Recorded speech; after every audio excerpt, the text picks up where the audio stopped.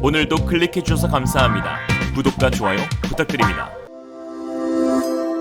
Realism. 한국의 미친 기술력에 미국 경악한 상황, 중국의 마지막 산소호흡기 떼어버린 한국. 조 바이든 미국 대통령이 21일 고산 미군 공군기지에 도착해 2박 3일의 정상 방문 일정에 돌입했습니다. 이번 미국 대통령의 방안에서 세 가지의 이례적인 관전 포인트가 있었는데요. 첫 번째, 한미 양국의 동맹을 기존 안보에만 국한지는 것이 아닌 반도체, 전기차, 원전 등 포괄적인 기술 동맹으로 격상시켰다는 것. 두 번째, 이에 세계 최고의 기술력을 보유한 한국을 일본보다 중시해 먼저 방문했다는 것. 세 번째, 그리고 역대 가장 빠른 시기인 취임 후 10일 만에 그것도 먼저 방한하면서 한국의 중요성을 다시 한번 드러냈다는 것입니다. 조 바이든 미국 대통령이 한국을 도착하자마자 찾아간 곳은 바로 세계 최대 크기의 반도체 설비 공장인 삼성 평택 캠퍼스였습니다. 부지 규모만 국제 규격 축구장 400개를 더한 289만 제곱미터에 이르는데요. 이곳 평택 캠퍼스는 최첨단 메모리와 파운드리 시설을 모두 갖추고 있는 첨단 복합 라인에 해당합니다. 한미 두 정상은 방문 후 종이 방명록에 메시지를 남기는 선례를 깨고 머리카락 두께보다 얇다는 3나노미터 반도체 웨이퍼에 서명하였습니다.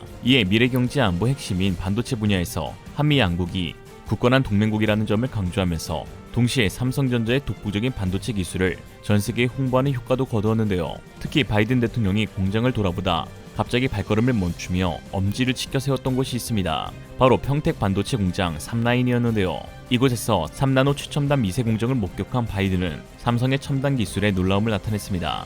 바이든 대통령은 겨우 몇 나노미터 두께밖에 되지 않는 이 작은 칩이 인류의 기술을 발전시키는 열쇠가 될 것이라며 삼성이 주도하는 많은 기술 혁신에 놀랐다고 감탄했습니다. 삼성전자의 이재용 부회장은 바이든 대통령에게 곧 전 세계 최초로 양산에 돌입하는 차세대 게이트 올 어라운드 기반 3나노 반도체 시제품을 소개했는데요. 이 GAA는 기존 핀팩 기술보다 칩 면적과 소비 전력은 줄이면서 성능은 높인 신기술로 삼성전자가 세계 최초로 도입했습니다. 세계 점유율 1위인 TSMC를 맹추격 중인 삼성전자는 3나노 공정에서부터는 핀팩 공정 대신 트랜지스터 채널과 게이트가 사면에 맞닿게 하는 GAA 기술로 승부수를 띄우고 있는데요. 현재 파운드리 업체 중 10나노 미만의 미세 공정 기술력을 갖춘 기업은 삼성전자와 TSMC뿐인 상황으로 그 가운데 3나노에선 GAA를 도입한 삼성전자가 TSMC보다 반년 정도 앞선 것으로 알려져 있습니다. TSMC는 3나노 공정에도 기존 기술인 핀팩 기술을 적용하면서 2나노부터 GAA를 적용한다고 밝혔는데요. 전문가들은 TSMC의 이러한 결정은 최근 반도체 수율에서의 문제로 어려움을 겪고 있기 때문이라고 하였습니다. TSMC는 당초 지난 2월부터 대만에서 3나노 공정 생산 라인을 가동해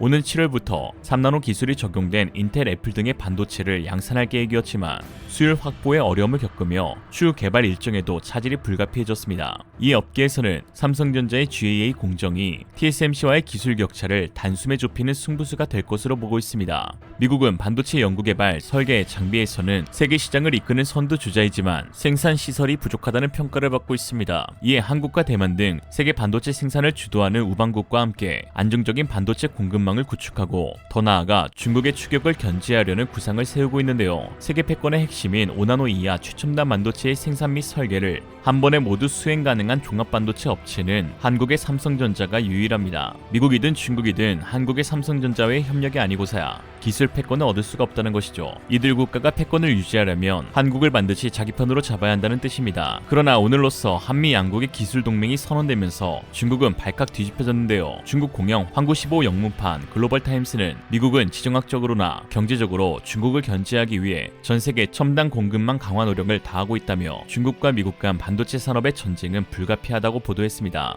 장사오룡 북경기술연구소 소장은 바이든 대통령의 삼성 방문은 미국 반도체 동맹의 영향력을 보여주기 위한 것이며 중국 반도체 산업에 대한 봉쇄를 강화하려는 것이라고 밝히기도 하였는데요. 미국과 한국은 최근 전 세계적인 반도체 공급 부족으로 인한 대부분의 산업에 차질이 빚은 것을 극복하기 위해 한국과 호주, 뉴질랜드 등 우방국과의 공급망 협력 강화 연합체인 IPF의 출범을 알렸습니다. 또한 IPEF의 출범 이후에는 바이든 행정부가 구상하고 있는 10호 동맹 구축도 속도를 낼 전망인데요. 이에 중국 매체들은 한국은 미국의 종이 노름에 놀아나다 버림받게 될 것이라며 미국에 굴복하면 장기적으로는 큰 불이익을 받을 것이라고 하였습니다. 이처럼 중국이 한국의 인도태평양 경제 프레임워크 참여에 노골적으로 반대 의사를 표시하는 가운데 최근 대통령실의 한 관계자는 이에 대해 강경 발언으로 맞대응하여 중국에게 한방 먹였습니다. 대통령실 관계자는 국내 언론과의 인터뷰에서 IPEF에 8개국이 넘게 참여를 하고 우리나라만 있는 것이 아닌데 왜 중국이 우리나라만 콕 집어서 그러느냐며 한국은 상호 존중으로 대중 외교를 외교를 펼치려는데 한국을 만만하게 보는 것이 공정하다고 생각하는지 모르겠다고 지적하였습니다. 일각에서는 사드 사태와 비교하면서 한국 기업에 막대한 경제적 타격을 줄 수도 있지 않냐는 우려의 목소리도 내고 있는데요. 그러나 그때와 지금은 상황이 많이 다르다는 분석입니다. 오히려 주도권을 한국이 쥐고 있다는 것인데요. 중국 역시 미국과 마찬가지로 한국의 반도체가 없으면 제품을 만들어낼 수 없을 정도로 한국 반도체에 종속되어 있기 때문입니다. 중국의 반도체 수입량은 세계 전체의 60%를 차지할 정도로 어마어마한데 거의 대부분을 해외에서 수입하고 있습니다. 중국에 본사를 둔 회사가 만든 건 전체 반도체 소비에서 5.9%에 불과해 중국의 치명적인 약점으로 꼽히죠. 무려 94.1%를 해외 기업에게 의존하고 있는 것인데요. 특히 메모리 반도체의 경우 전체의 절반에 가까운 46.9%를 한국에서 수입하고 있습니다. 반도체 강국인 한국에 반도체 공급이 막혀버리면 세계 IT 공장이라 자랑하던 중국 산업은 한순간에 마비가 됩니다. 중국이 한국의 아쉬운 소리를 할 것이 아닌 오히려 납작 엎드려 형님 몰라봬서 죄송하다 해야 할 판국인 것이죠. 주제를 모르고 함부로 혀를 놀리다가는 국물도 없는 게 바로 반도체 시장입니다. 수요는 넘쳐나고 공급은 부족하니까요. 산업의 쌀이라는 반도체는 4차 산업의 핵심인 빅데이터, AI, IoT, 자율주행 등의 신산업에 없어서는 안 될 핵심 소재일 뿐만 아니라 스텔스기, 이지스함, 탄도미사일, 레이더, 위성과 같은 국가 안보 자산의 영향을 좌우할 그야말로 사기캐입니다. 대만이 사실상 반도체 원툴로 엄청난 경제 성장률을 기록하고 있는 것만 봐도 알 수 있죠. 중국은 한국 반도체를 절대 무시할 수 없습니다. 그 혹독한 사드 보복에도 반도체 대중 수출량은 오히려 더 증가하면서 끄떡없었습니다. 이쯤 되니 이 말이 떠오르네요. 소대대돼 수국이 대국에 대항해서 되겠냐. 끌려다니기 싫은 중국 역시 고민이 깊은 상태입니다. IPEF나 시포와 같은 기술 동맹에 참여하기에는 자유시장 체제와 민주주의 국가들의 모임이라는 것이 모양새나 정치적 부분에서 부담스러울 수밖에 없는 것이 사실이고, 또 독자적으로 반도체를 개발하기에는 기술력이 한참이나 부족합니다. 그야말로 이번 한미 양국의 기술 동맹이 중국에게 칼만 안겨녔지 사실상 양손과 발을 묶은 조치라고 볼 수 있는데요. 중국은 10년 전부터 상상을 초월하는 돈을 쏟아부으며 삼성을 따라잡을 반도체 기업을 육성하려 하고 있지만 아직 단 한 개의 성공 사례가 없습니다. 월스트리트저널에 따르면 지난 3년간 최소 6개 대규모 반도체 제조 프로젝트가 실패한 것으로 드러나고 있다고 지적했는데요. 이들 각 기업에 투입된 자금은 최소 230억 달러, 27조로 대부분 정부에서 지원했습니다. 하지만 이들 기업 중 어느 것도 단 한 개의 반도체조차 생산하지 못하였는데요. 반도체는커녕 오히려 돈을 들고 튀었다는 먹튀 사기라는 소리까지 듣고 있습니다. 2017년 우한에 세워진 우한홍신 HSMC는 총 투자액으로 1280억 위안 약 22조 원을 제시하며 중앙정부와 우한시 등으로부터 돈을 받아냈습니다. TSMC의 미세공정 개발을 주도했던 장상희를 최고 경영자로 영입해 반도체 업계의 주목을 끌기도 했는데요. 그러나 우한홍신은 막대한 투자금을 날리고 회장은 잠적했으며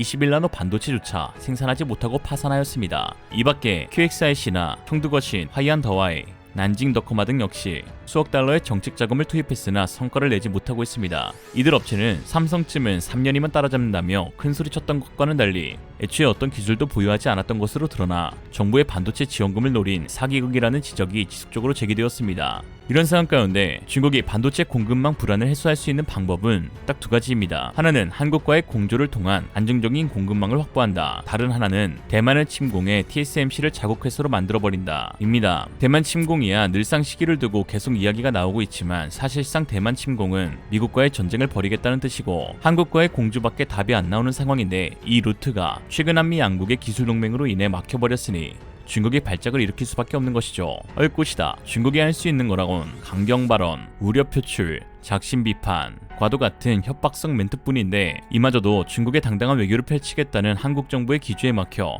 답도 안 나오는 상황입니다. 야 우냐? 한국은 반도체 산업만큼에서는 보복하면 더 큰 응징을 보여주겠다라는 식이라 전문가들 역시 중국의 경제 보복 우려는 쉽지 않다는 반응이고요. 한편 이번 한국의 반도체 역량이 전 세계에 널리 홍보가 되자 일본 역시 다양한 반응을 내고 있습니다. 일본 최대 포털 사이트 야오재팬에는 다음과 같은 댓글들이 달렸는데요. 삼성은 유리한 조건을 얻게 되면 미국 기업으로 바꿔버릴 것 같은데 속마음 부럽다. 예전에는 아이폰 메인 칩을 삼성하고 TSMC로 따로 만들었지만 이제는 TSMC만 생산하는 건 삼성 반도체 공장들이 중국에 진출하고 있으니 믿을 수 없다는 것이다. 안보의 영향을 너무 많이 받은 나라와 중요한 파트너가 될 수 없다는 게지. 속마음 일본은 도대체 뭐 하는 거야? 대만 침략 시의 리스크 회피를 위해 TSMC의 백업용으로 삼성을 택한 건가? 바이든의 본심은 역시 TSMC라 생각한다. 한국은 중국과 미국을 저울질하기 때문에 미국으로서도 한국 기업은 신용할 수 없다고 생각할 거야. 속마음 개부럽다 라며 의도적으로 깎아내리려는 반응이 대부분이었습니다만 몇몇 댓글들은 현재 일본 반도체의 기술력을 한탄하며 한국 반도체의 힘을 부러워하는 댓글들도 있었습니다. 한국에 도착하자마자 삼성을 찾은 바이든, 한편 일본에 와도 눈길 한 번조차 주지 못할 우리나라의 반도체 기업들을 보면 이 잃어버린 30년은 일본이 무엇을 해왔는지를 상징하는 현상이라고도 할 수 있다. 방문 순서대로 보아도 미국이 한국을 가장 중요한 파트너로 생각하고 있음을 알 수 있습니다. 아시아권의 경제, 방위의 요체를 관장하고 있는 나라이기 때문에 당연하겠지만요. 일본은 패전국이자 침략자였다는 반성을 잊지 말고 전쟁 없는 대화로 해결하는 세계를 실현하기 바랍니다. 반도체에 관해 한국이 일본보다 위, 억울하지만 이건 인정할 수밖에 없다 라는 반응도 있었는데요. 그러나 역시 비추천 비율이 훨씬 높았습니다. 비추천 수를 보니 일본은 잃어버린 60년으로 늘어날 것 같아 마음이 한결 놓이는군요. 오늘의 한 줄평, 일본이 13억 있으면 그게 중국이다. 반대하면 일본에 사는 중국인. 이상으로 리얼짐이었습니다. 여러분의 생각은 어떠신가요? 현명하고 지혜로운 여러분의 의견을 지금 댓글에 남겨주세요. 감사합니다.